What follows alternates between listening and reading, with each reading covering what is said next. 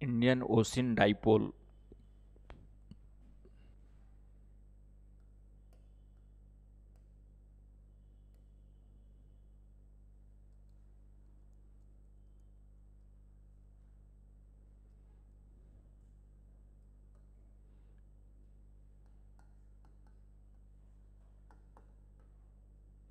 Indian ocean dipole Hind महासागर द्विध्रुवी, हालांकि दोलन सिद्धांत भी कहा जाता है, डाइपोल ऑस्किलेशन थ्योरी।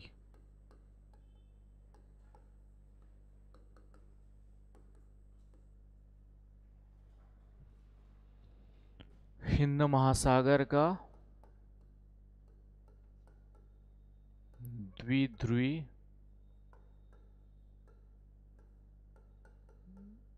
दोलन सिद्धांत।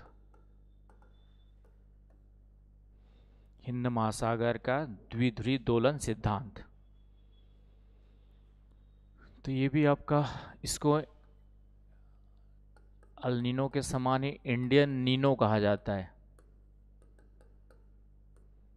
क्या कहा जाता है? Indian Nino. इंडियन ओशियन में होने के कारण से तो अल नीनो के समान ही है, बस इंडियन ओशियन में होता है थोड़ा सा जो है, इसलिए इंडियन नीनो कहा गया है। कहा गया नहीं आए क्या इन लोग? फोन किए क्या किसी को?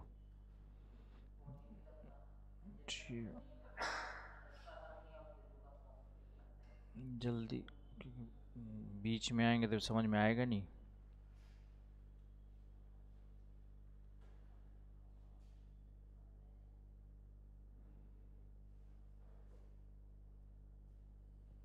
क्या हुआ?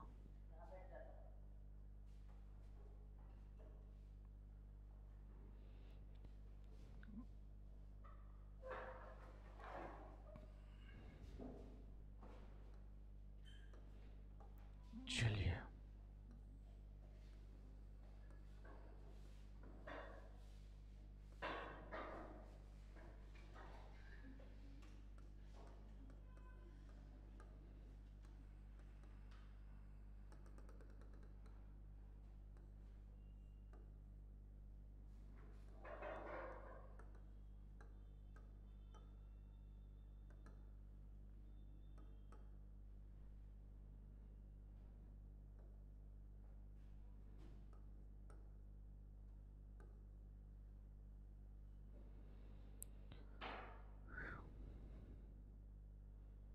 तो ये इंडियन ओशियन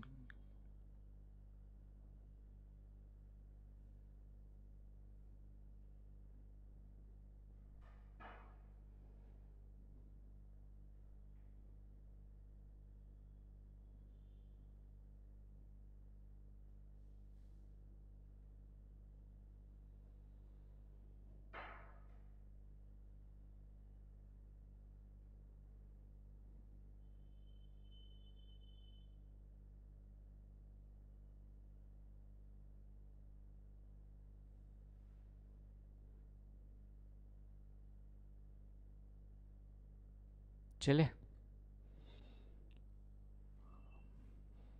तो इंडियन ओशियन में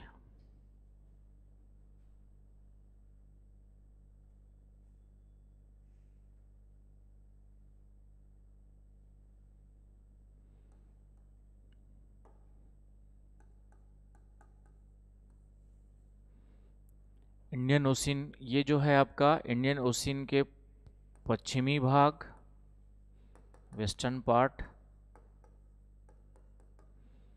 और पूर्वी भाग, ईस्टर्न पार्ट। ना, पूर्वी भाग का मतलब हो गया ये वाला रीजन, ये पूरा का पूरा इंडियन ओशियन का ये वाला रीजन, इंडोनेशिया के आसपास वाला रीजन।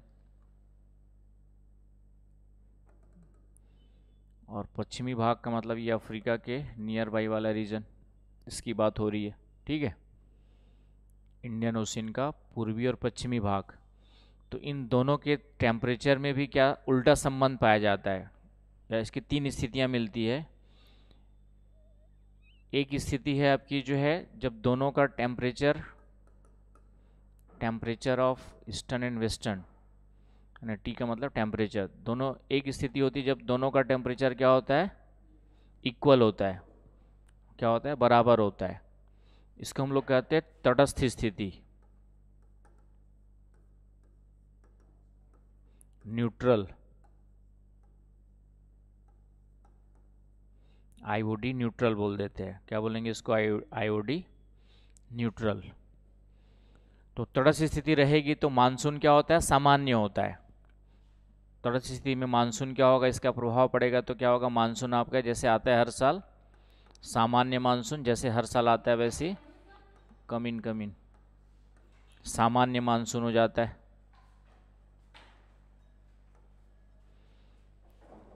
स्थिति क्या होती है आपकी, सामान्य।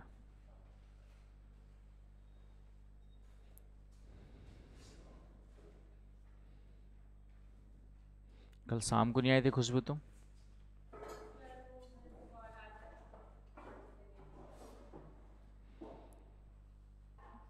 तो जल्दी करो, जल्दी स्टार्ट करो, है ना। इंडियन ओशियन हमारा जो लास्ट 2 टॉपिक बचे हैं, आईओडी कहते हैं, इंडियन ओशियन से संबंधित है। तो समझ लो, पहले डायग्राम बाद बनाना। इंडियन ओशियन के पूर्वी भाग का तापमान और इंडियन ओशियन के पश्चिमी भाग के तापमान में जो है क्या होते रहता है, संबंध जो होता है कभी इक्वल होता है, उसको हम लोग क्या कहते हैं, जब दोनों का इधर का तापमान दोनों इक्वल है, इसको हम लोग क्या कहेंगे, तटस्थ स्थिति कहेंगे। और ऐसी स्थिति में मानसून पे जो प्रभाव पड़ेगा वह क्या होगा, सामान्य मानसून का मतलब जैसे हर साल आता है वैसे ही आएगा, उतनी ही वर्षा होगी आपका, और तटस्थ स्थिति हो गई, न्यूट्रल कंडीशन हो गई। तो इसको हम लोग आईओडी न्यूट्रल कहते हैं, आईओडी न्यूट्रल कहते हैं, Indian ocean dipole neutral condition हो गई। आगे बस समझ, पहली स्थिति। दूसरा क्या होता है, यदि इधर का तापमान ज़्यादा है, पूर्वी भाग का तापमान ज़्यादा है, पूर्वी भाग का तापमान क्या है आपका, तो इधर का टेम्परेचर, ये कुछ सालों में क्या होता है, कुछ सालों में चेंज होते रहता है ना। कुछ सालों के डिफरेंस में, कुछ सालों के अंतराल में यदि इधर का तापमान बढ़ जाता है और उसके कंपेरिजन इधर का तापमान क्या होता है, कम होता है। आ रही बात समझ में, इधर का तापमान ज़्यादा, इधर का क्या हो गया, कम। तो इधर का तापमान जब कम होगा, मतलब यहाँ का तापमान कम होगा, तो हाई प्रेशर, लगभग हाई प्रेशर की स्थिति इधर बनेगी आपकी जो है, और इधर का तापमान बढ़ गया, इधर प्रेशर की स्थिति जनरली क्या होगी, लो प्रेशर होगी। तो जो हमारी जो मानसूनी हवाएं चलती है यहाँ पर, वह मानसूनी हवाएं यही दक्षिण पूर्वी व्यापारिक हवाएं होती है, यही हमारे भारत के ऊपर मानसूनी हवाओं के रूप में आगे चलती है। तो जब ये हाई प्रेशर इधर हो गया, लो प्रेशर इधर हो गया, तो ये इधर जो हवाएं चल रही है ये कमज़ोर हो जाएंगी थोड़ा सा, है ना, क्योंकि अब यहाँ पे हाई प्रेशर बन गया, यहाँ पे लो प्रेशर। तो इसका मतलब है कि हवाएं हाई प्रेशर से लो प्रेशर की ओर चलती है, तो इसलिए अब हवाएं इधर से इधर तो चल रही है, लेकिन एक हाई प्रेशर लो प्रेशर इधर कंपेरेटिवली बन गया, तो इधर दबाव के कारण से हाई प्रेशर से लो प्रेशर की ओर थोड़ा सा विंड का इम्पैक्ट इधर की ओर ज़्यादा रहेगा, तो ये जो हवाएं इधर चल रही है उनका प्रभाव क्या हो गया, कम हो जाता है। तो ऐसी स्थिति में मानसून क्या होता है, कमज़ोर होता है, इसलिए इसको हम नकारात्मक, नेगेटिव आईओडी कहते हैं, नेगेटिव आईओडी कहा जाता है, नकारात्मक इंडियन ओशियन डाइपोल कहा जाता है, या ऋणात्मक बोल देते, ऋणात्मक। इसका मतलब इस ऐसी स्थिति में मानसून क्या होगा, थोड़ा सा मानसून को ये कमज़ोर करेगा, मानसून को ये क्या करेगा, कमज़ोर करेगा, वर्षा कम होगी और सूखे की स्थिति बन सकती है। आगे बस समझ में। इसका फिर से कुछ सालों में इसका उल्टा हो जाता है, इधर का टेम्परेचर कम हो गया, इधर का बढ़ जाएगा, है ना। इधर का इंडियन ओशियन के पूर्वी भाग का टेम्परेचर और पश्चिमी भाग का टेम्परेचर, इन दोनों की बात हो रही है। तो ऐसी स्थिति में इधर का टेम्परेचर कम, इधर, तो इधर लो प्रेशर बनेगा और कंपेरेटिवली इधर क्या बनेगा, हाई प्रेशर। तो इधर हाई प्रेशर, इधर लो प्रेशर, तो हवाएं इधर से इधर और चलेंगी ज़्यादा, तो इन हवाओं को और ज़्यादा क्या करेगी, पुश करेगी। तो इसीलिए इस स्थिति को हम लोग बोलते हैं धनात्मक आईओडी, पॉजिटिव आईओडी बोलते हैं।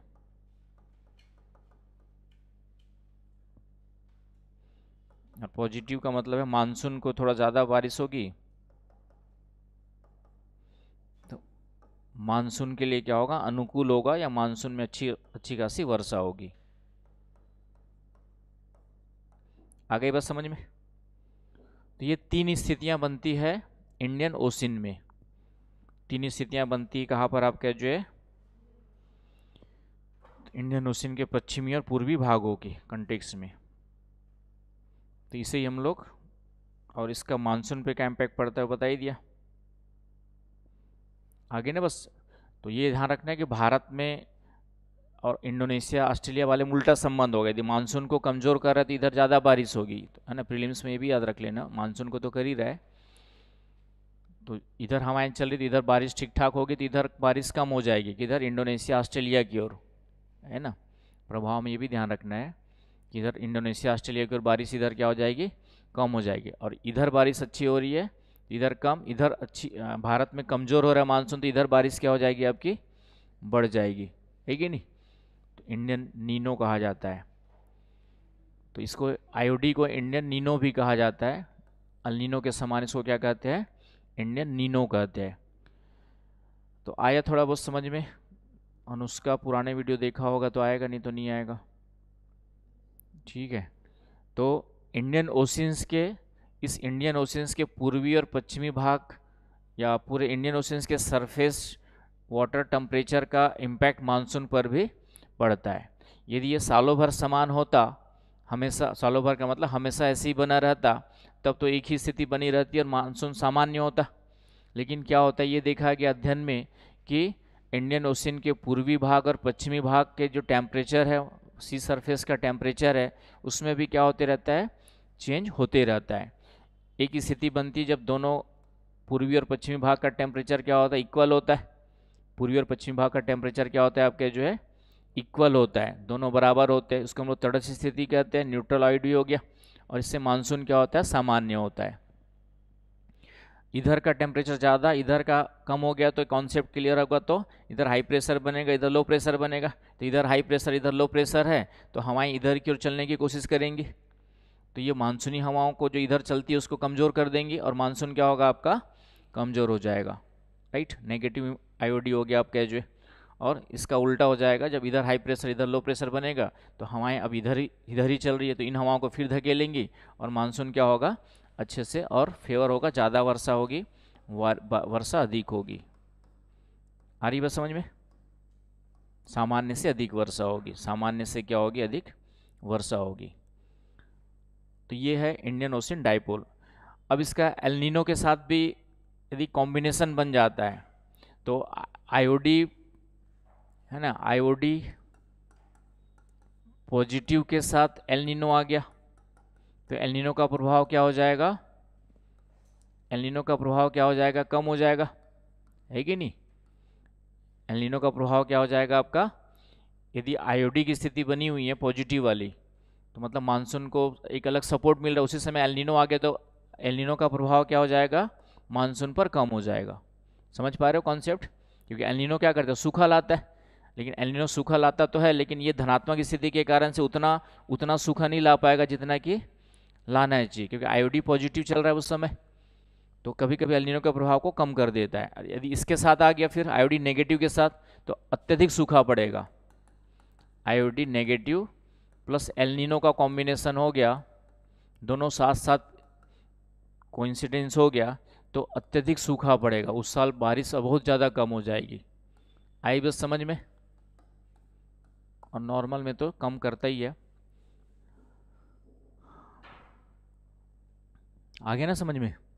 क्योंकि एल नीनो क्या करता है, मानसून को कमज़ोर करता है, तो और ये भी कमज़ोर कर रहा है नेगेटिव वाला, तो दोनों कमज़ोर कमज़ोर करने वाले मिल गए तो और ज़्यादा कमज़ोर हो जाएंगे। लेकिन एक कमज़ोर वाला है, दूसरा बढ़ाने वाला है, तो प्रभाव क्या हो जाएगा, एल नीनो का कम हो जाता है। आगे बस समझ में?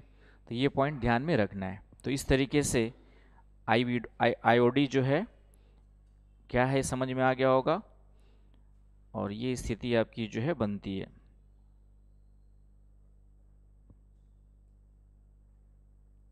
ये पॉइंट याद रखने हैं। तो कभी कभी एल नीनो के साथ ये भी घटित होते हैं। चलिए, तो ये हो गया आपका आईओडी थ्योरी। अब लास्ट बच गया आपका मैडन जूलियन ऑस्किलेशन। क्लियर हो गया, बना लिया? ठीक है, क्लियर हो गया शोभा?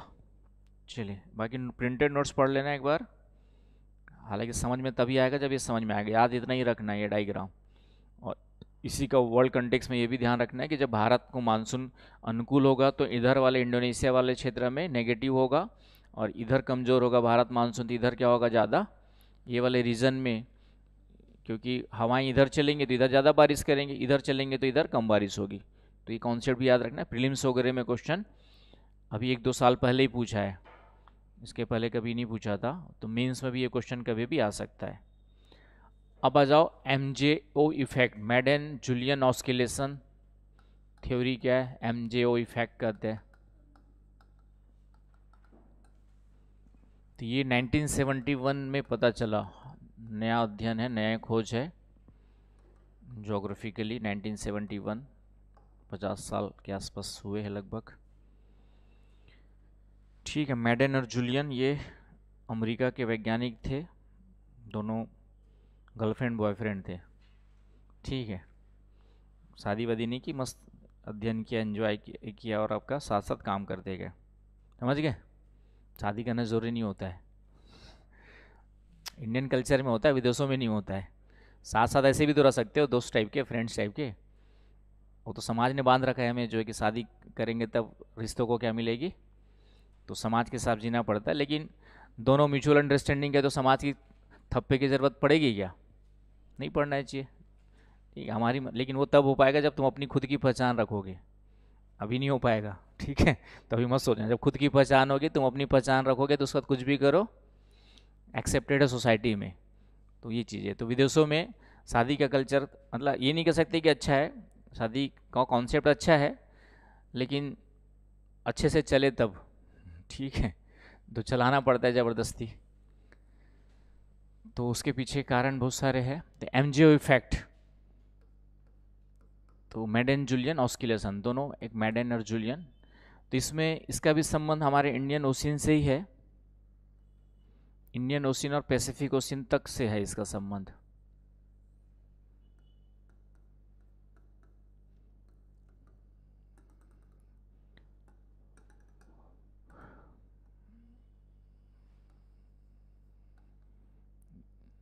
ये सब इसलिए बताना पड़ रहा है कि आज की डेट में समाज जो हो रहा है थोड़ा सा, तो सोच समझ के शादी करना है, सिर्फ पैसे देख करके शादी नहीं करना है, सामने वाले का नेचर, नीयत और बहुत सारी चीज़ें। क्योंकि आज की डेट में सिर्फ ये देखा जाता है कि पहले क्या होता था कि अच्छे घर का है, पैसे वाला, खाते पीते घर का, तो भी क्या होता था कि आसपास बैकग्राउंड पता करते थे कि नेचर वेचर ठीक ठाक है कि नहीं, परिवार का पता करते थे ना, कि वो देखते थे कि हाँ ठीक ठाक है, कुछ गड़बड़ सड़बड़ तो नहीं है। अब क्या होता है, देखते सिर्फ कमाने वाला लड़का है, अच्छे खासे घर का, पैसे वाला, लड़कियां दे देते। ठीक, ये नहीं देखते कि उनका बैकग्राउंड पिछला क्या रहा है ना, कैसे क्या कमाए। तो वो थोड़ा सा, चलिए, तो इसमें क्या है, आईडी मेडन जूलियन एस्केलेशन, इसको हम लोग कहते हैं वायुमंडलीय समुद्री परिघटना है। ये क्या है आपका, जो है एक वायुमंडलीय, एक आपका जो है वायुमंडलीय समुद्री परिघटना, फिनोमिना, एटमॉस्फेरिक ओशनिक फिनोमिना है।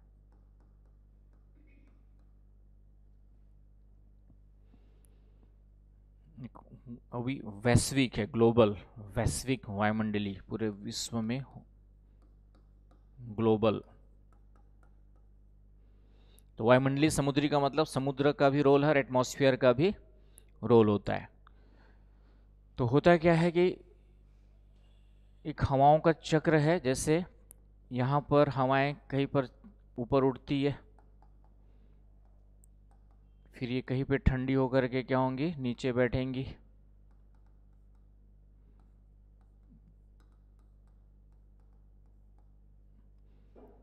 तो ये एक क्या हो गया, कन्वेक्शनल साइकिल हो गया,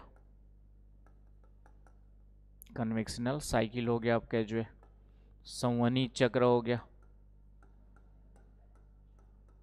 कन्वेक्शनल साइकिल मतलब कन्वेक्शन का मतलब हवाओं का चक्रीय प्रवाह। पानी गर्म करते हो बर्तन में तो नीचे का पानी गर्म होकर बुलबुलों के रूप में ऊपर उठता है, फिर ठंडा पानी नीचे बैठेगा, फिर वो गर्म होकर ऊपर उठेगा, और इस तरीके से पूरा पानी क्या होता है, गर्म होता है। तो इसी तरह से ये आपका जो है यहाँ पर, तो ये इस तरीके का जो हवाओं का चक्र है, तो ऐसी स्थिति में क्या होगा कि जहाँ पे हवाएं ऊपर उठ रही है यहाँ पे आर्द्र जलवायु मिलेगी। आर्द्र जलवायु की जगह मौसम बड़ा अच्छा रहेगा, आर्द्र मौसम मिलेगा, मॉइस्ट वेदर होगा यहाँ पे, मतलब बारिश होगी, थोड़ा बहुत बारिश की संभावना बनी रहेगी यदि मॉइस्चर है तो, और समुद्र के ऊपर हो रही तो वो नहीं होना ही है कि नहीं।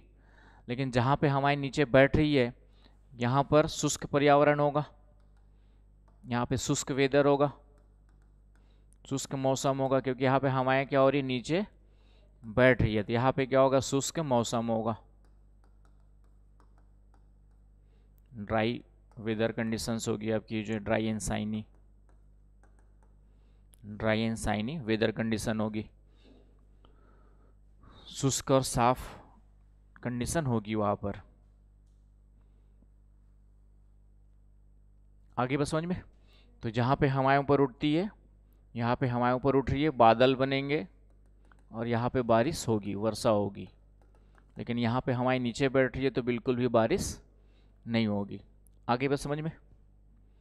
तो ये चक्र समझ में आ गया। अब इसी चक्र को उठा के यहाँ पे डाल दो, कहाँ पर, इंडियन ओशियंस में।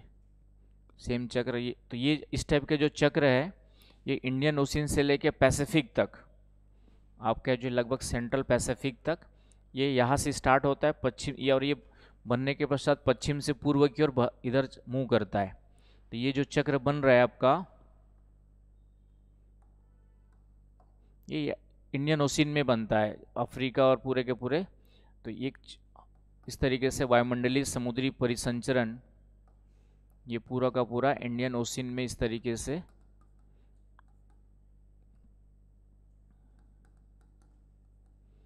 ये पूरा का पूरा बन रहा है। और ये स्थिर नहीं होता है, ये इधर की ओर मूव करता है, इधर आपका यहाँ तक आएगा और फिर जाके समाप्त हो जाता है, फिर नया बनता है, फिर यहाँ तक आएगा, फिर समाप्त हो जाता है। और इस तरीके से 30 से 60 दिन का एक पूरा का पूरा क्या चलता है आपका, जो है 30 से 60 दिन का एक पूरा कंप्लीट साइकिल चलता है। यहाँ बना, आगे बढ़ा, धीरे धीरे करके आगे बढ़ते जाएगा और पैसिफिक, सेंट्रल पैसिफिक तक आते आते क्या हो जाएगा, वो ख़त्म हो जाएगा। फिर यहाँ पे अफ्रीका के पूर्वी भाग में बनेगा, फिर आगे बढ़ेगा, फिर जाके ख़त्म हो जाएगा। तो इस तरीके से वेस्ट टू ईस्ट क्या होते रहता है, आगे बढ़ते रहता है। आगे बस समझ में आया, जैद समझ में आ रहा है। तो ये कन्वेक्शनल साइकिल हो गया, कहाँ पर बनता है, इंडियन ओशियंस पे बनता है, in between Indian Ocean to Pacific Ocean, दोनों के बीच में बनता है। तो मेडन जूलियन ऑस्किलेशन है क्या, तो एक वायुमंडलीय वैश्विक समुद्री परिघटना है जो हिंद महासागर एवं प्रशांत महासागर के बीच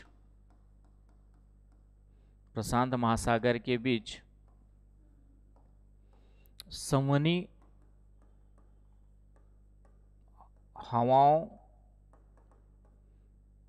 का चक्रीय प्रवाह लिख सकते हो, चक्रीय प्रवाह होता है।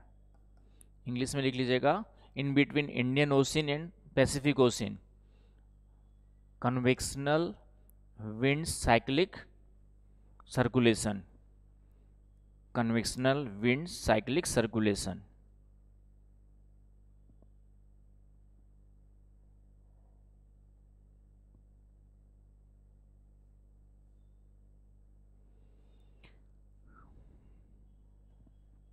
आगे बस समझ में। हाँ, ये 30 से 60 दिन में एक साइकिल कंप्लीट होता है, एक चक्र कंप्लीट होता है। अवधि कितनी होती है, 30 से 60 दिन में ये अवधि कंप्लीट होती है।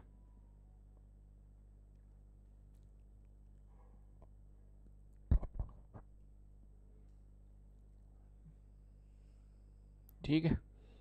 तो अब क्या होगा कि जब ये मानसून पे कैसे प्रभाव डालेगा, तो जब ये आर्द्र मौसम वाला भाग भारत के मानसून के समय में होगा, अब ये वाली स्थिति भारत के पास में यहाँ पर बनी रहेगी और उसी समय मानसून का समय भी है, तो मानसून क्या होगा आपका, अच्छा होगा। लेकिन ये वाली स्थिति बन गई मानसून के समय, तो मानसून थोड़ा सा फिर क्या हो जाएगा आपका, कमज़ोर हो जाएगा। तो मानसून को सक्रिय चरण कहते हैं, जब मानसून को पॉजिटिवली प्रभावित करता है मानसून के लिए, तो सक्रिय चरण हो गया। जब मानसून, सक्रिय चरण का मतलब हो गया आपका मानसून के लिए, मानसून के समय उसकी कौन सी स्थिति बनी रहेगी, आर्द्र मौसम वाली स्थिति बनी रहेगी। सक्रिय चरण का मतलब मानसून के लिए अनुकूल, फेवरेबल टू मानसून। और दूसरा है आपका जो है, दूसरे चरण को हम लोग कहते हैं सक्रिय चरण के स्थान पे, उसके लिए वर्ड यूज करते हैं हम लोग जो है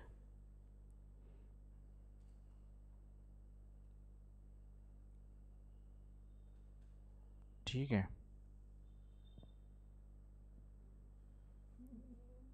शुष्क चरण, सप्रेस्ड फेस कहते हैं। इंग्लिश में है एक्टिव फेस, और दूसरा है आपका सप्रेस्ड, आपका जो है सप्रेस्ड फेस।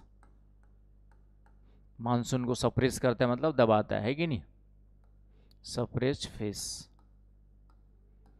हिंदी में क्या बताया मैंने, शुष्क चरण। समझ गए, इसका मतलब क्या है कि जब ये वाला भाग होगा आर्द्र मौसम वाला, भारत के मानसून के समय पे भारत के निकट होगा, यहाँ पर होगा इंडियन ओशियन में ये वाला भाग, तो मानसून के लिए सक्रिय चरण हो जाएगा, मानसून को सपोर्ट करेगा, मॉइस्चर प्रोवाइड करेगा। लेकिन ये वाले, इन दोनों में से कोई एक भाग उस समय रहेगा तो मानसून को थोड़ा सा क्या करेगा, कमज़ोर करेगा, मानसूनी वर्षा को कम करेगा। आ रही है बस समझ में। तो इसी को सक्रिय चरण कहा गया, एक्टिव फेस कहा गया। और ये शुष्क वाला भाग है तो उसको क्या कहा गया आपका, तो जैसे ये वाला भाग है अभी भारत के ऊपर, ये वाला भाग है ना, अभी कौन सा भाग है, यदि मानसून है मान लेते, अभी मानसून की स्थिति है और भारत के ऊपर अभी ये वाला भाग है कि नहीं ये वाला, तो मानसून यहाँ पे अभी क्या होगा, कमज़ोर होगा, क्योंकि यहाँ पे हवाएं नीचे बैठ रही है, तो ये मानसूनी हवाओं को क्या करेगी, कमज़ोर कर देंगी। लेकिन जैसे ये वाला भाग आ जाएगा यहाँ पर, आर्द्र मौसम वाला ये वाला भाग आ जाएगा, तो यहाँ पर जैसे ये वाला भाग आएगा भारत के ऊपर, मानसूनी वर्षा बढ़ जाएगी, तो वो क्या हो गया, एक्टिव फेस हो गया। तो इस तरीके से मेडन जूलियन ऑस्किलेशन क्या है समझ में आया पहली बात। और फिर ये मानसून को कैसे प्रभावित करता है, तो क्या लिखेंगे कि जब इसका सक्रिय चरण भारत के ऊपर होता है, भारत के निकट होता है इंडियन ओशियन पर, तो मानसून क्या होगा आपके, जो मानसून को अधिक वर्षा होगी, पर्याप्त वर्षा होगी। और जब शुष्क चरण होता है, शुष्क मौसम वाला भाग होता है, तो वर्षा क्या होगी, कम होगी। आ रही बात समझ में। तो ये 30 से 60 दिनों में लगभग आपका 5 मीटर पर सेकंड, 5 मीटर पर सेकंड की दर से आगे बढ़ता है। इसकी स्पीड क्या है, तो 5 मीटर पर सेकंड, वेस्ट टू ईस्ट। आया समझ में कि और समझाऊं?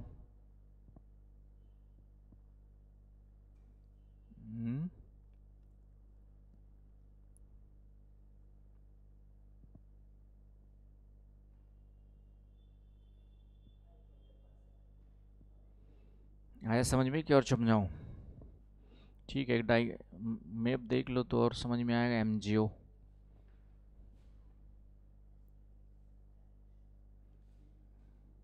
सपोर्ट कर दिया क्या?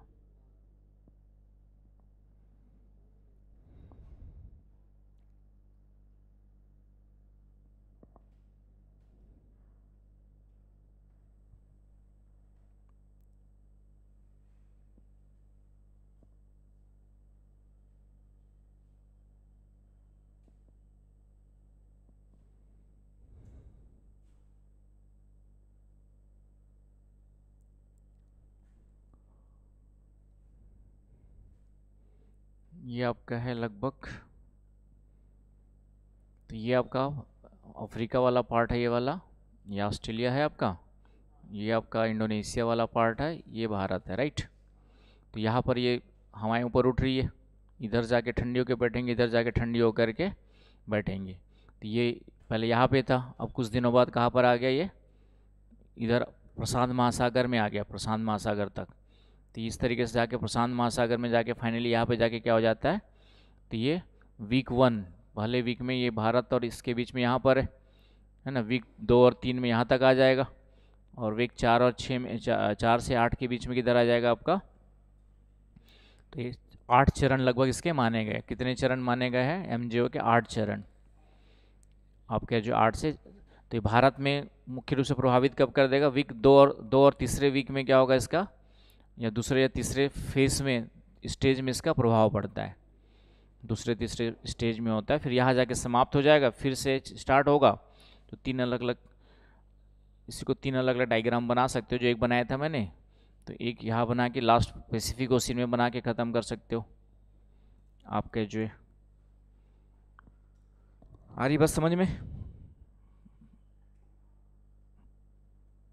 तो 6वां 7वां 8वां चरण लास्ट में होता है।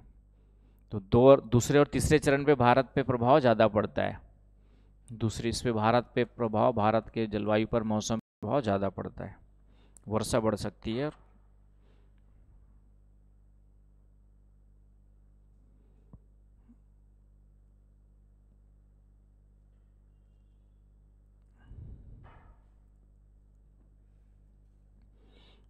ठीक, इक्वेटोरियल के आसपास, ये पूरा इक्वेटोरियल रीजन में होता है। पूरा का पूरा कहाँ पर होता है? विषुवतरीय क्षेत्र में। आगे बस समझ में। नोट्स लाए? मैंने कई दिन कहा है कि नोट्स ले आया करो, एक आध बार कुछ चीज़ें मुझे भी देखनी होती है। दो दो उसमें एक वर्ड है इक्वेटोरियल, ठीक है।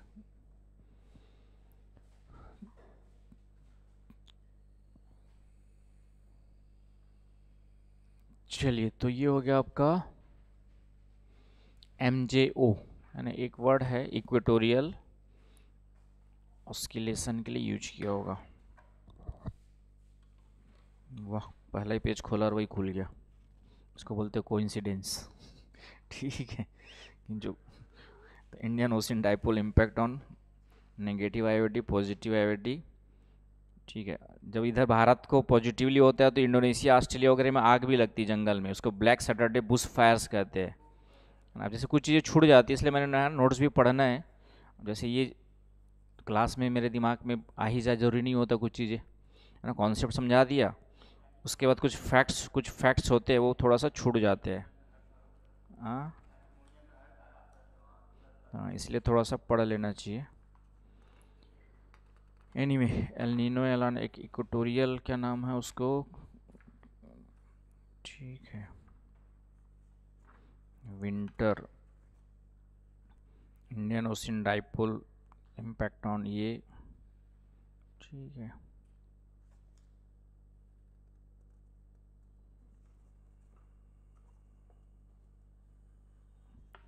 चिप कैरेक्टरिस्टिक एनुअल रेनफॉल,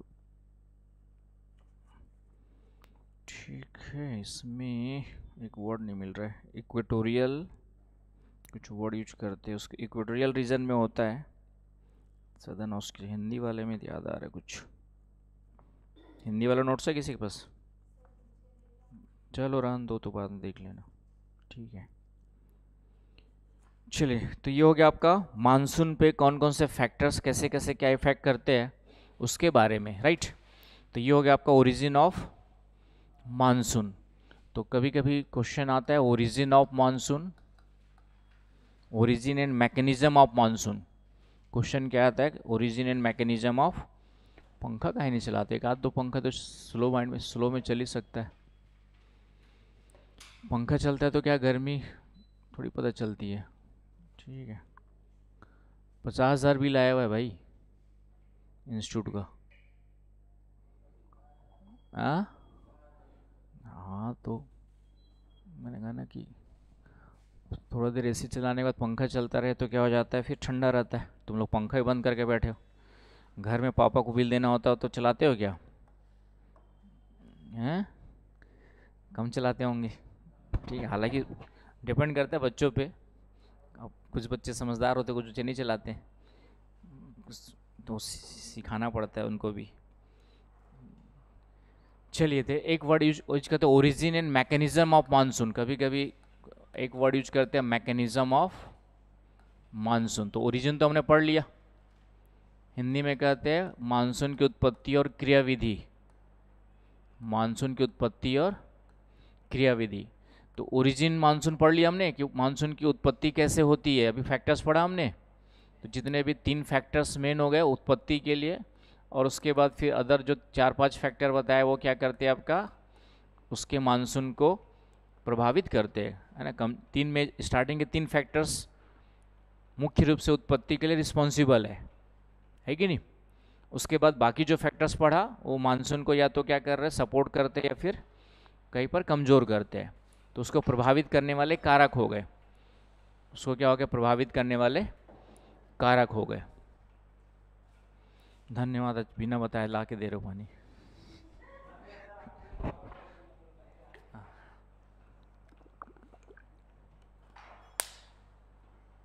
भूल जाते पढ़ाते पढ़ाते, पानी रहता तो पी लेता आदमी। चलिए, तो मैकेनिज्म में क्या लिखेंगे फिर, ये तो उत्पत्ति हो गया। मैकेनिज्म में क्या लिखते हैं, तो उत्पत्ति के पश्चात भारत में मानसून, पूरे भारत में इसका प्रसार कैसे होता है। उत्पत्ति के पश्चात संपूर्ण भारत पर मानसून का प्रसार, उसको हम लोग उसके मैकेनिज्म में रखेंगे ना। After origination of monsoon spreading over entire India, तो उसको हम लोग कि भारत में कैसे प्रवेश करता है तो उसको मैकेनिज्म में डालेंगे। यदि क्वेश्चन आ जाए तो ओरिजिन में तो अभी जो पढ़ाया, तो ओरिजिन को कम शब्दों में लिखना हो तो कैसे लिखेंगे। ओरिजिन को सिर्फ इतना ही बता देंगे कि एक तो समर की स्थिति क्या हो गई, तीनों को एक साथ कंबाइन कर देंगे कि due to high temperature in north west India, इधर वाले रीजन में नॉर्थ वेस्ट इंडिया में क्या होता है एक हाई टेम्परेचर होता है समर के सीजन में, अप्रैल मई जून के महीने में। फिर जून के महीने के आते ही ITCZ भी आ जाता है, तो इस हाई टेम्परेचर के कारण छोटा मोटा लो प्रेशर बनता है। लेकिन जैसे ही 21 जून को ITZ आता है, लो प्रेशर की इंटेंसिटी क्या हो जाती है, बढ़ जाती है। और जब उसी समय जेट स्ट्रीम की चक्रवाती स्थिति भारत के ऊपर विद्यमान बन जाती है, तब जाकर के कंप्लीटली जो है भारत के ऊपर एक तीव्र लो प्रेशर का निर्माण होता है, और दक्षिण पूर्वी व्यापारिक हवाएं जो है इस लो प्रेशर की ओर खींच जाती है। इसे ही हम लोग क्या कहते हैं, साउथ ईस्ट मानसून कहते हैं।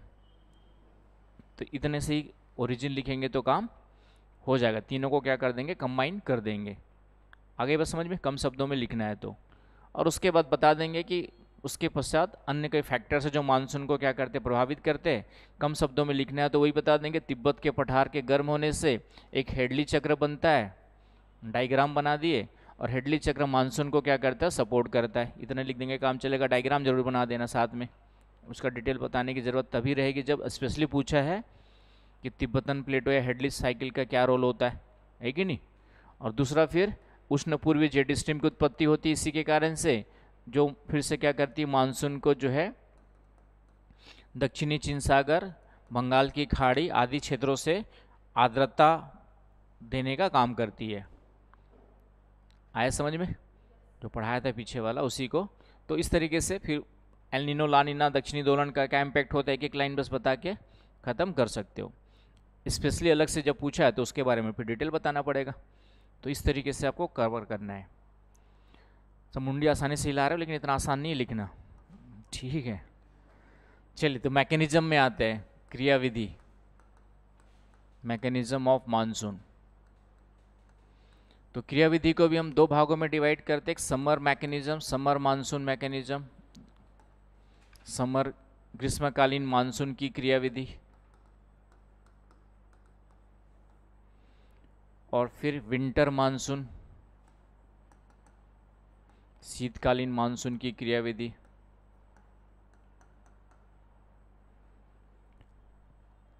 आया समझ में। तो summer monsoon, south west monsoon, तो मेन हमारा ये है। और विंटर मानसून कौन सा हो गया, नॉर्थ ईस्ट मानसून, उत्तर पूर्वी मानसून, ठीक है। तो यहाँ पर जो दक्षिण पश्चिमी समर मानसून है वह भारत में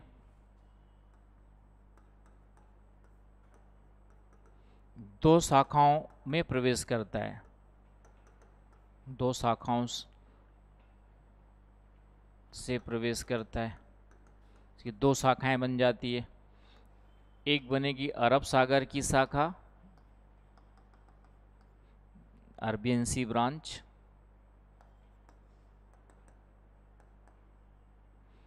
और दूसरी बनेगी आपका बंगाल की खाड़ी की शाखा।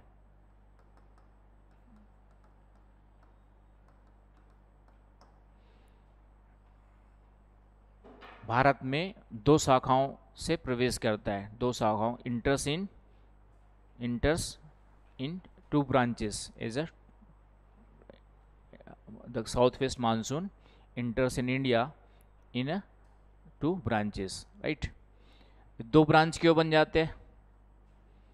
क्योंकि भारत की प्रायद्वीपीय स्थिति के कारण से, ये प्रायद्वीपीय पठार है, प्रायद्वीप भी है और ये पठार भी इस तरीके से ऊपर उठा हुआ है कि नहीं। तो जब भी हवाएं जब इंटर करेंगी तो ये जब इससे टकराएंगी तो क्या हो गई, एक इधर से इंटर करेगी और एक आपका इधर से इंटर करेगी। तो ये भी क्वेश्चन आता है कि दो शाखाओं में बट क्यों जाती है, तो उसका कारण क्या है, भारत की प्रायद्वीपीय पठारी स्थिति के कारण, due to peninsular plateaus condition या प्लेटोस पोजीशन। आ रही बात समझ में?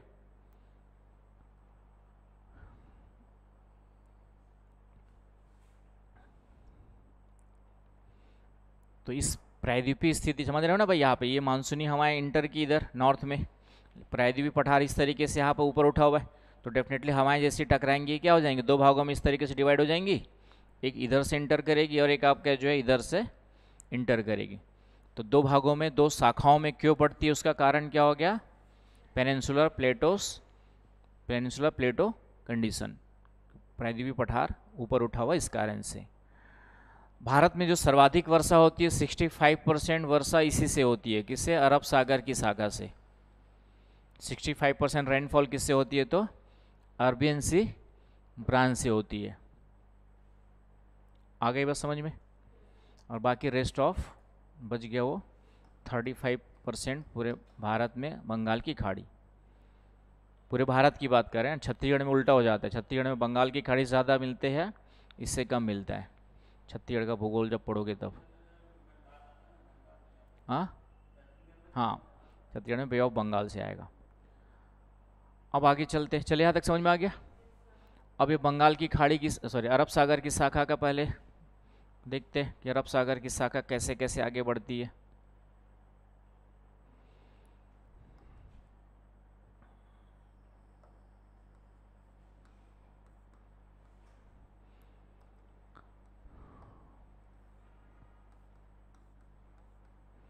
तो ये जो अरब सागर की शाखा है, सबसे पहले यहाँ पे वेस्टर्न घाट है हमारे पास,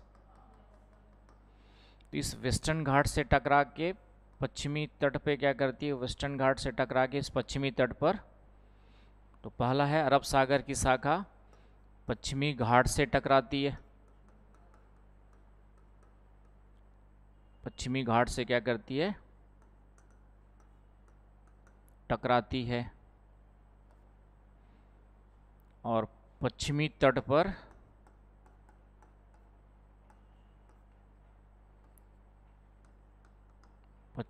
पर वर्षा प्रदान करती है, पश्चिमी तट पर वर्षा करती है। आ गई बात समझ में। इंग्लिश में लिख सकते हो स्ट्राइक्स, हाँ, south west monsoon initially strikes to western Ghat, strikes to western ghat and provides rainfall in western coast। आगे बस समझ में, पश्चिमी घाट से टकराई और पश्चिमी घाट के टकरा करके जो है पश्चिमी तट पर क्या करती है, पूरा वर्षा करती है, राइट। उसके बाद क्या होता है, उसके बाद ये आगे, उसके बाद जैसे ही आगे बढ़ती है, ये आपकी टकरा करके पश्चिमी घाट को, ये वाली शाखा इधर तो टकरा के यहीं पे करेंगे, इसलिए यहाँ पे वर्षा नहीं होती, यहाँ पे वृष्टि छाया यहाँ पे क्या मिलता है, वृष्टि छाया रेन शेडो एरिया मिलता है, वृष्टि छाया क्षेत्र मिलता है, क्योंकि इधर बारिश हो जाती है उधर बारिश नहीं हो पाती है। आ रही बात समझ में? तो अब ये जो आगे ये शाखा जब आगे बढ़ती है तो ये इसकी एक शाखा जो है अरावली से टकरा, अरावली के साथ साथ सीधा नॉर्थ इंडिया एंटर कर जाती है। यहाँ पे अरावली हमारी, तो ये जो शाखा है अरावली के पैरेलल समानांतर बहते हुए कहाँ निकल जाती है, उत्तर भारत की ओर, नॉर्थ इंडिया की ओर। आगे बस समझ में, क्योंकि ये अरावली क्या है यहाँ पे इस तरीके से पैरेलल है, इससे उससे इसलिए थोड़ी बहुत जो बारिश होगी साउथ ईस्ट अरावली में यहाँ पर होगी, इससे टकराएगी, यहाँ पे वर्षा ज़्यादा होगी, इधर बारिश इधर इधर मतलब पूर्वी में तो होगी भी थोड़ा बहुत, क्योंकि पूर्वी से टकरा के आगे बढ़ेगी, लेकिन इसके पीछे वाली शाखा जो है क्या होगी, जस्ट पैरेलल, बिल्कुल नहीं टकरा पाती है, सीधा कहाँ निकल जाती है, तो इसलिए इधर वर्षा कम होती है फिर से, और इधर वर्षा क्या होती है आपकी जो है अधिक होती है। मतलब अरावली के पूर्वी भाग में है ना, अरावली के पूर्वी भाग में वर्षा ज़्यादा होती है, दक्षिण पूर्वी भाग में वर्षा, क्योंकि यहाँ पे तो थोड़ा बहुत टकराती भी है, इधर बिल्कुल भी नहीं टकरा पाती है, इसलिए पश्चिमी राजस्थान में वर्षा नहीं होती है। आगे बस समझ में, इसलिए पश्चिमी राजस्थान में वर्षा नहीं होती, समझ रहे ना। ये आपका अरावली हो गया।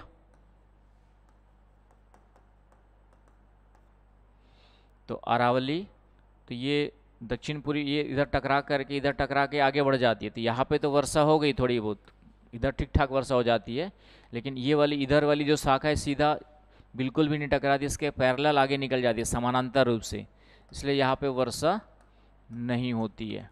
एक कारण ये हो गया ना, इसलिए अरावली के जहाँ पे वर्षा कम होती है वो मारवाड़ रीजन कहलाता है, मारवाड़, और मारवाड़ से ही मारवाड़ी बने हुए हैं। इधर वाला कहलाता है मेवाड़, तो मेवाड़ में ज़्यादा बारिश होती है, मारवाड़ में नहीं होती है, इसलिए वहाँ पे जब बारिश नहीं होती तो खेती किसानी की संभावनाएं कम हो गई, तो वहाँ के लोग क्या करेंगे, बिजनेस करेंगे, तो इसलिए समस्या कभी कभी, तो आज जितने भी वर्ल्ड, इंडिया में देखेंगे, वर्ल्ड में देखेंगे, तो मारवाड़ी लोग बिजनेस में आगे मिलेंगे आपको।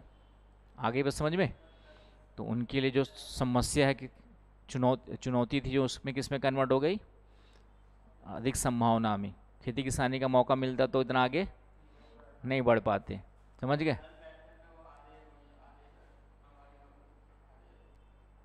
क्या क्या बोलना चाहे? हाँ ठीक है, पढ़ाई लिखाई में भी आगे हो जाते हैं। अभी भी देखना अग्रवाल गोयल वेल बंसल वंसल ठीक ठाक सिलेक्शन मिले लिए होंगे, ठीक है, क्योंकि चिंता नहीं है तो आगे बढ़ेंगे ही बढ़ेंगे, है कि नहीं। जीवन में जो है तो बेसिक रिक्वायरमेंट यदि आपकी इजीली फुलफिल हो रही है तो बाकी आपकी चिंताएं नहीं होती लाइफ में। उसके बाद यदि चिंता करते हैं तो तुमसे बड़ा बेवकूफ़ दुनिया में है ना। इजी घर में रहना अच्छा मिल रहा है, खाना अच्छा मिल रहा है, पीना अच्छा मिल रहा है, तो उसके बाद आप फालतू परेशान चिंता कर रहे हो तो वो आपकी खुद की पर्सनालिटी की प्रॉब्लम है। समझ गए? जैसे मेरे बच्चे हैं तब उसको सब कुछ मैं अब इतना दे ही दे रहे कि ठीक ठाक जीवन जी ले, और उसके बाद जबरदस्ती परेशान होंगे तो उनकी कमी है, ठीक है, उनकी पर्सनालिटी का वीकनेस, इसलिए पर्सनालिटी अभी से बताना पड़ता है कि भाई इच्छाएं कम रखो, है ना। एडिडास जूता लेने की ज़रूरत नहीं है, कंफर्टेबल 1000-2000 में जूता आ रहा है उससे ही काम चला लो, क्योंकि ज़्यादा इच्छाएं पालोगे तो फिर हम पे भी बर्डन आएगा और बाद में तुम पे भी उसी को स्टैंडर्ड मेंटेन करने के चक्कर में टेंशन लेके बैठे रहोगे। तो इसलिए कम से कम जो बेसिक ज़रूरत है उसमें ज़बरदस्ती शौक नहीं करना है। घड़ी है तो घड़ी में नहीं कि बड़ी बड़ी महंगी घड़ियों के पीछे भागो, छोटी सी घड़ी है, घड़ी टाइम वही दिखाना है, चाहे रोलेक्स की पहनो चाहे, ठीक है। तो सब ये बाज़ार ने हमें क्या कर रखा है, गुलाम कर रखा है। आज की जनरेशन ना बाज़ार और शो ऑफ की ज़िंदगी, सामने वाले फ्रेंड के पास वो घड़ी महंगी पहना, मैं सस्ती पहनूंगा, मेरे क्या समझेंगे लोग बाग। समझने दे भैया, नहीं औकात मेरी, इतनी औकात है टाइटन पहनने की, टाइटन ही पहनूंगा ना, एक्सेप्ट करो भाई, इसमें कौन सा वो लग रहा है कि उसके कारण तुम्हारी दोस्ती खत्म हो रही, होने दो खत्म दोस्ती, वो दोस्ती थी ही नहीं। दोस्ती का मतलब होता है कि आपका जो है नेचर वाइज आपकी दोनों की ट्यूनिंग, दोनों के विचार मिलते हो, तो वो फ्रेंडशिप है। सिर्फ पैसे के कारण दोस्ती बनी है तो फिर वो दोस्ती है ही नहीं, शो ऑफ है, आए ना बस समझ में। तो ये हम लोग क्या है कि फालतू खर्चे बढ़ा करके शो ऑफ करने के चक्कर में टेंशन लेके बैठे हुए जीवन में। तो मैंने कहा ना, दादाजी को देखा, दादाजी के पास आज जितनी मेरे पापा और मेरे पास सुविधा है उससे तो हज़ारों गुना कम रही होंगी। गांव में खेती किसानी करते थे, जो खेती किसानी से ही धान पैदा होता था, उसी से साल भर हमारा उनका जीवन चलता था। लेकिन कभी उनके चेहरे पे तनाव या परेशानी नहीं देखी मैंने आज तक, जब तक मैं जिंदा रहा और जब तक छोटा ही था, मतलब नहीं छोटा क्या, 21-22 साल तक तो देखा ही उनको मैंने। तो उनके चेहरे पे कभी मैंने तनाव और परेशानी नहीं देखी। क्यों नहीं थी? क्योंकि उनकी इच्छाएं सीमित थी ना। उनको मालूम है कि साल भर में इतना ही घर में खेती किसानी से धान आएगा, उसी के अकॉर्डिंग वो अपने जीवन को ढाल रखे थे। फालतू खर्चे होते थे उसमें तो रिस्ट्रिक्शंस लगाते थे। और हमने क्या किया कि कमाई बढ़ी नहीं, हम पहले खर्चे बढ़ा दिए। तो तनाव तो यहाँ पे आना ही है, सीधी सी बात है। फिर उसको मेंटेन करने के लिए लगे रहो। तो कहने का मतलब है कि ठीक है, अच्छे के लिए प्रयास, लेकिन जहाँ ज़रूरत नहीं है वहाँ पे जबरदस्ती BMW या बड़ी बड़ी गाड़ियों का शौक तब है जब लग रहा है कि 1 करोड़ की कोई वैल्यू नहीं है, 1 रुपये के बराबर हो, तब लोग कोई बड़ी बात नहीं है। यदि आपने इतना कमा लिया, 100 करोड़ पैसा है आपके पास आ गया, उसके बाद BMW 1-2 करोड़ की लेके घूम भी रहे हो तो कोई 2 लाख के बराबर हो गया ना उसके लिए जो है, तब जा कर के भले घूमो। तो वो चीज़ें एनीवे, तो यहाँ पे समझ में आ गया आपका। तो एक शाखा किधर चली गई, अरावली से टकरा के नॉर्थ इंडिया की ओर चली गई। और दूसरी शाखा जो है, दूसरी शाखा इधर है सतपुड़ा विंध्याचल। तो सतपुड़ा विंध्याचल और दोनों के बीच में नर्मदा ताप्ती नदी घाटी भी है। तो 2 शाखाएं, एक नर्मदा घाटी के साथ साथ आगे बढ़ती है और एक ताप्ती नदी घाटी के साथ साथ आगे बढ़ती है।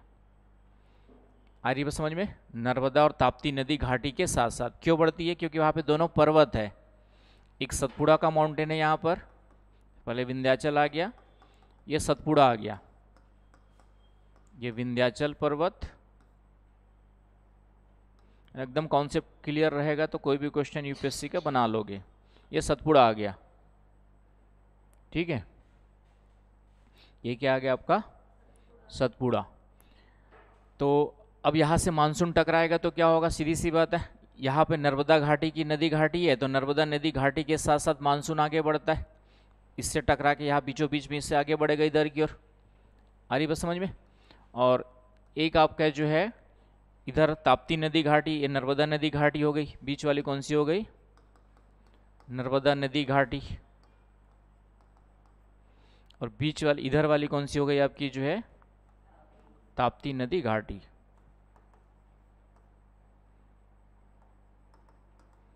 तो ये सतपुड़ा से टकरा के इधर आगे जा रही है, ये विंध्याचल से टकरा के इधर आगे जा रही है। तो इस तरीके से ये जो दूसरी शाखा है किधर जा रही है? पूर्वी भारत की ओर। इधर पूरा का पूरा किधर आ गया? मध्य प्रदेश, छत्तीसगढ़, झारखंड, उड़ीसा होते हुए वेस्ट बंगाल तक, यहाँ पर आकर के वेस्ट बंगाल तक आएगी। कहाँ तक आएगी ये? वेस्ट बंगाल तक आएगी। ये कहाँ जा रही है? नॉर्थ इंडिया जा रही है। आगे बस समझ में?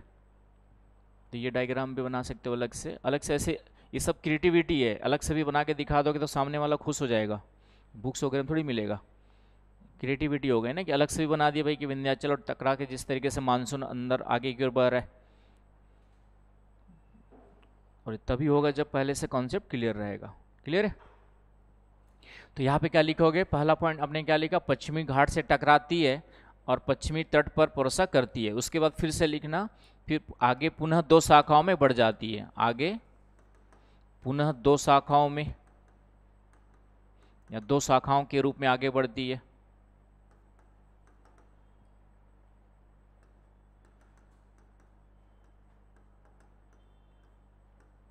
कौन सी 2 शाखाओं के रूप में? एक अरावली के समानांतर,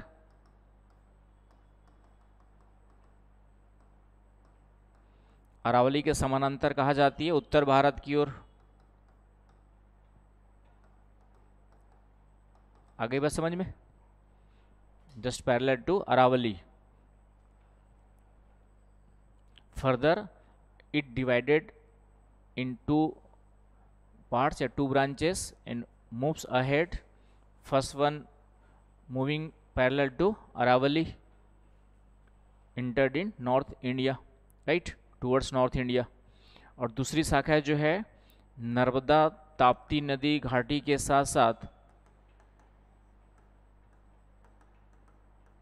घाटी के साथ साथ पूर्वी भारत की ओर प्रवेश करती है, पूर्वी भारत की ओर,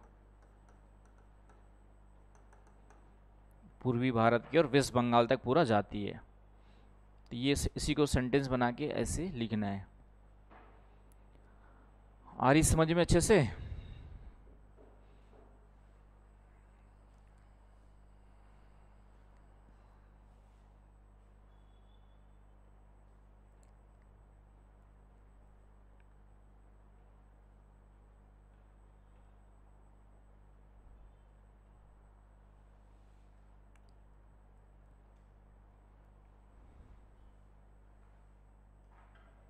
चले, तो इस तरीके से ये अरब सागर की शाखा पूरे भारत में फैल गई अब, और वेस्ट बंगाल तक में जाके उधर से मिल जाएगी बंगाल की खाड़ी से, तो पूरे भारत में फैल गई। कोई डाउट, कोई कन्फ्यूजन? तो ये हो गया बंगाल की खाड़ी की शाखा, सॉरी अरब सागर की शाखा, जो पूरे भारत में क्या हो गई, इस तरीके से इंटर कर गई। ठीक है, लिख लिया होगा, साथ कुछ छूटा है? अब आते बंगाल की खाड़ी वाले में, लिख लिया हो गया? ठीक है, तो कुछ नहीं करना, बस डायग्राम जो बताया मैंने कि पश्चिमी घाट से टकरा के पश्चिमी तट पे वर्षा करती है, आगे जो है फिर से दो शाखाओं के रूप में भारत में आगे बढ़ती है, एक अरावली के समानांतर उत्तर भारत की ओर, और दूसरा जो नर्मदा नदी ताप्ती घाटी के साथ साथ पूर्वी भारत की ओर, और इस तरीके से अरब सागर की शाखा का प्रसार पूरे भारत पे हो जाता है। आ गई बस समझ में? अब आ जाओ बंगाल की खाड़ी की शाखा। तो बंगाल की खाड़ी की शाखा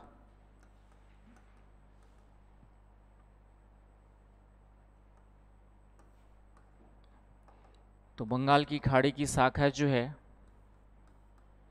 ये इंटर करती है पहले इस तरीके से, तो इधर इंटर करेगी, तो ये कोरोमंडल तट पे वर्षा नहीं होती है ना, दक्षिण पश्चिम मानसून से कोरोमंडल तट पे वर्षा, यहाँ पर वर्षा नहीं होती है, ना अरब सागर से होती है, नहीं किससे होती है, बंगाल की खाड़ी से। क्यों नहीं होती है क्वेश्चन आता है, तो कोरोमंडल तट पर वर्षा नहीं होती है। क्यों नहीं होती है? क्योंकि बंगाल की खाड़ी की शाखा पैरेलल निकल गई, इससे टकराई नहीं, है ना, इसका भी अलग से लिखेंगे। और दूसरा, ये पश्चिमी घाट के किधर पड़ेगा, उल्टा पड़ता है, वृष्टि छाया बोल सकते हो, कि पश्चिमी घाट तो यही से टकरा के आगे निकल जाएगा, तो पश्चिमी घाट के वृष्टि छाया क्षेत्र में पड़ेगा या उसके विपरीत पड़ेगा, इसलिए अरब सागर की शाखा से भी यह वर्षा प्राप्त नहीं करता है। तो दोनों शाखाओं से यहाँ पे वर्षा नहीं होती है, यहाँ पे विंटर में वर्षा होती है, उसको देखेंगे अलग से। हाँ, विंटर में आपका जो है, तो ये बे ऑफ बंगाल की जो शाखा है कहाँ कहाँ वर्षा करेगी, आंध्र प्रदेश, उड़ीसा और वेस्ट बंगाल, नहीं तमिलनाडु में नहीं करती ना, अभी तो बताया है ना, यहाँ पे टकरा के तो इन तटीय क्षेत्रों में वर्षा करेगी, और फिर आगे जाके हिमालय से टकराती है। किससे टकराती है? आगे जो है हिमालय है, यहाँ पूरा का पूरा आपका क्या है, हिमालय फैला हुआ है। तो जैसे हिमालय से टकराती है, फिर से ये एक शाखा इधर नॉर्थ ईस्ट की ओर चली जाती है, नॉर्थ ईस्ट इंडिया, उत्तर पूर्वी भारत, सेवन सिस्टर्स, और दूसरी शाखा ये पश्चिम की ओर पूरा का पूरा फिर से नॉर्थ इंडिया, इधर बिहार यूपी होते हुए, पूरा का पूरा बिहार यूपी होते हुए फिर से कहाँ पहुँचेगी, पंजाब हरियाणा के मैदान में, पंजाब हरियाणा प्लेन। तो ये पूरे हिमालय से टकरा के उत्तर पूर्वी भारत में वर्षा करती है, उत्तर पूर्वी भारत में पूरा का पूरा, क्योंकि यहाँ के पठारी पर्वतीय स्थिति है, और इधर आपका पूरा का पूरा नॉर्थ इंडिया में, पश्चिम पंजाब हरियाणा का मैदान में, मैदान तक पहुंचती है। क्या हो गया, सुबह भूकंप आ रहा है? ठीक है,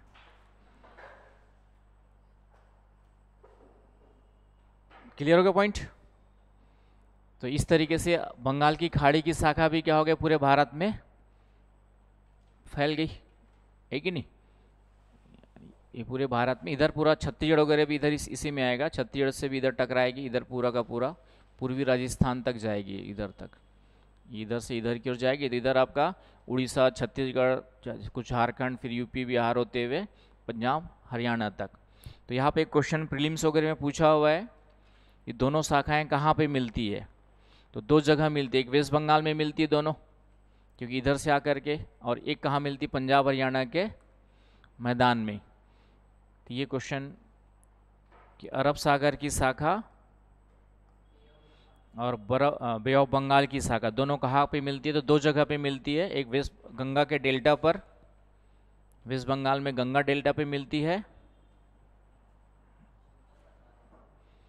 हाँ गंगा डेल्टा पर सुंदरवन क्षेत्र है आपका, और दूसरा जहाँ मिलती है पंजाब हरियाणा के मैदानी भाग में मिलती है।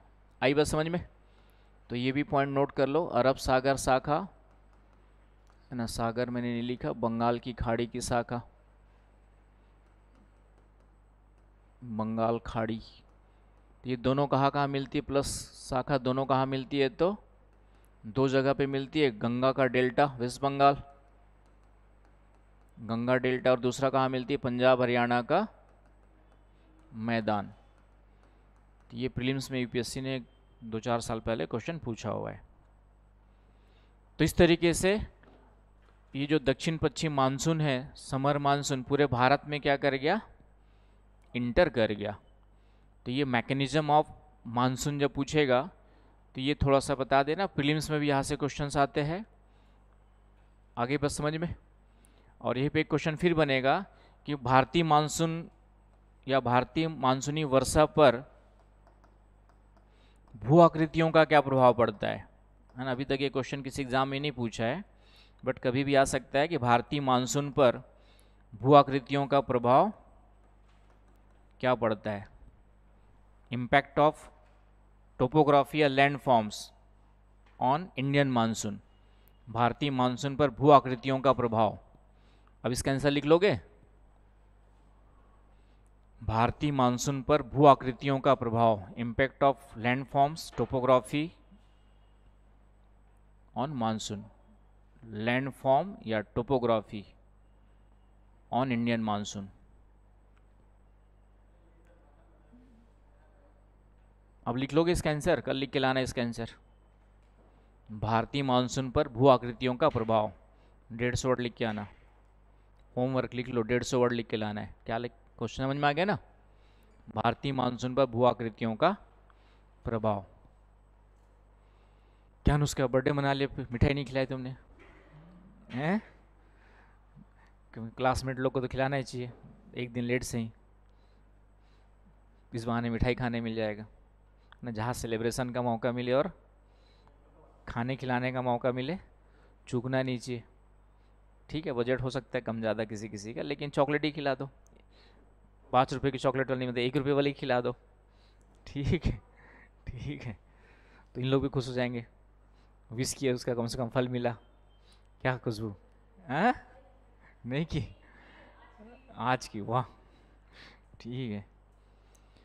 चलिए एनीवे, तो ये हो गया, आपका समझ में आ गया। तो ये आपका हो गया भारतीय मानसून का, ग्रीष्मकालीन मानसून का प्रवेश। ये कौन सा हो गया आपका, जो है समर मानसून का। अब आते हैं विंटर वाले में, यहाँ तक क्लियर हो गया। तो विंटर वाली स्थिति क्या होती है, विंटर मानसून में आ जाओ।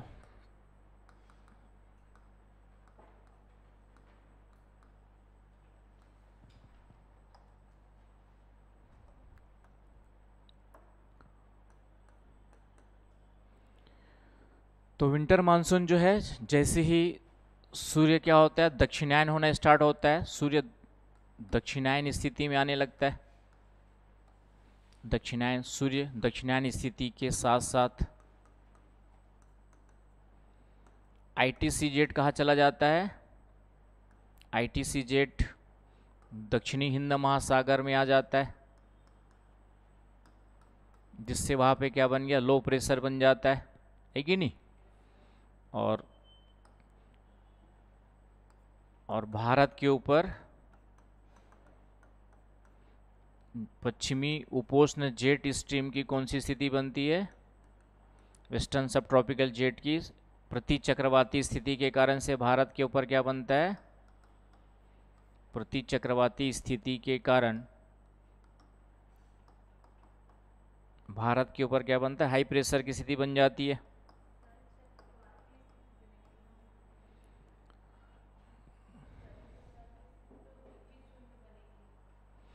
गई भैंस पानी में।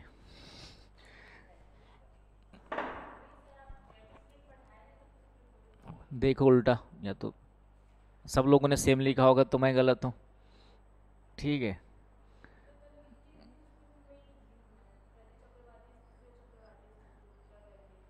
चक्रवात का मतलब होता है लो प्रेशर, और प्रति चक्रवात का मतलब होता है हाई प्रेशर। तो विंटर और समर सुधार लो। ठीक है, मैंने सही बताया था, तुम लोग बाई मिस्टेक। हाँ ठीक है,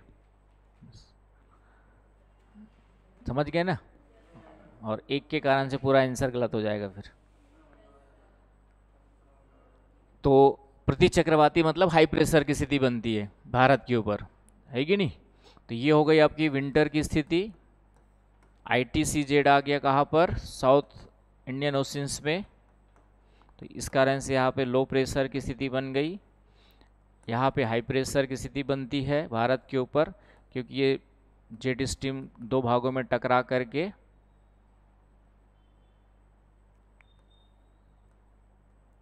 और ये प्रति चक्रवाती स्थिति anti cyclonic condition of winter की बात कर रहे हैं। तो ये एंटी साइक्लोनिक पार्ट बन जाता है आपका भारत के ऊपर।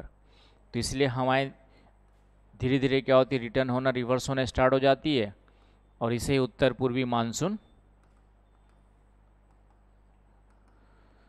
तो इस धीरे धीरे जैसे ITCZ दक्षिण की ओर शिफ्ट होना स्टार्ट होगा, मानसून क्या होता है, लौटना स्टार्ट हो जाता है। तो इसको मानसून का लौटना भी कहते हैं,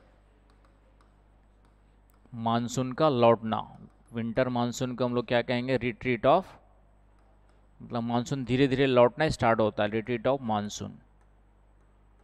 तो जैसे ही सूर्य दक्षिणायन आना स्टार्ट होता है, सूर्य क्या होता है आपका जो है दक्षिण की ओर शिफ्ट होना स्टार्ट होता है, मानसूनी हवाएं क्या होती है, रिवर्स होना स्टार्ट हो जाती है।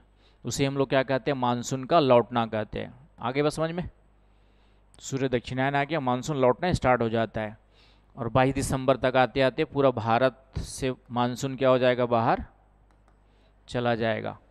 तो इसे हम लोग उत्तर पूर्वी मानसून कहते हैं, इसे हम लोग क्या कहते हैं, नॉर्थ ईस्ट। तो इस मानसून से वर्षा नहीं होती भारत पे, क्यों नहीं होती, क्योंकि लैंड से आ रही है।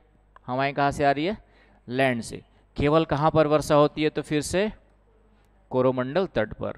तो इन हवाओं से केवल यहाँ पे कोरोमंडल तट पे वर्षा होती है, क्योंकि ये बंगाल की खाड़ी से ये हवाएं आर्द्रता ग्रहण करके यहाँ पे क्या करती है, टकराती है। आगे बस समझ में। तो सिर्फ कोरोमंडल तट पे वर्षा होती है उत्तर पूर्वी मानसून से, कोरोमंडल तट पर वर्षा, बाकी कहीं पर भी वर्षा। तो इस तरीके से शीतकालीन मानसून भी धीरे धीरे क्या हो जाता है, वापस लौट जाता है। तो ये मैकेनिज्म यदि आएगा तो पूरा का पूरा एक कॉन्सेप्ट बता देना है एज इट इज़, जिसका ऑप्शनल नहीं है। तो ऑप्शनल में भी 80 चीज, इससे ज़्यादा कुछ भी नहीं पढ़ना, जितना पढ़ा रहा हूँ उतना ही पढ़ना है। ऑप्शनल का नोट्स दे दूंगा। आगे बस समझ में। तो ये हो गया आपका मानसून की क्रियाविधि में। बाकी फिर एक क्लास कल और लूँगा, तो कल आपका मानसून ख़त्म हो जाएगा। मानसून यहाँ भी शुरुआत हुआ है, ठीक है, लेकिन क्लास में मानसून ख़त्म हो जाएगा, ठीक है। बाकी रियल में मानसून अभी जून में क्या हुआ है, स्टार्ट हुआ है। तो अगस्त सितंबर तक मानसून के मज़े लो, ठीक है ना।